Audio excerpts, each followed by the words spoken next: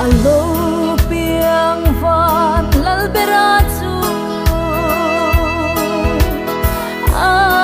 ngelinan soy moi nom la ro pui takin chung nong bera ro pui ro se lei mi sing ta ren na len se anti o vanangel ho zai te chua Bethlehem dai angor vele an lom lari zamvel te chua Emmanuela mal chung ber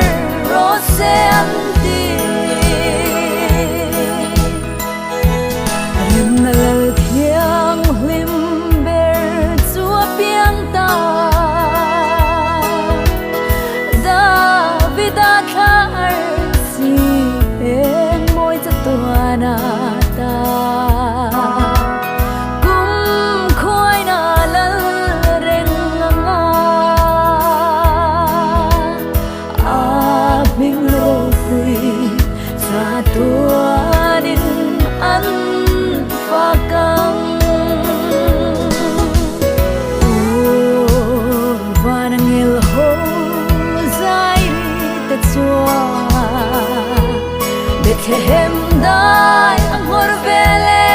an lom lari zamvel te chua Emmanuela mal chung ber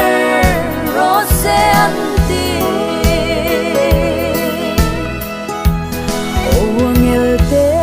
chulo zainon lese Bethlehem dai mun ko har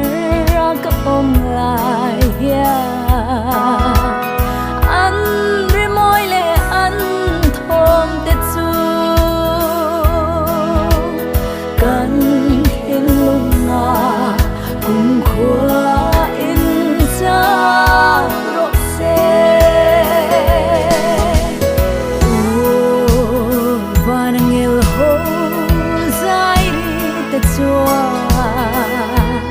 Bethlehem dai angor vele an lom lari zamvel te chua Emmanuela mal chung ber rose anti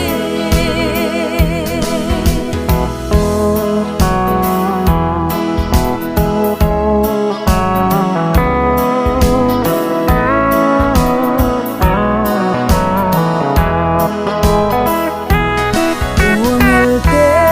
chulo zainon lese Bethlehem dai mun ko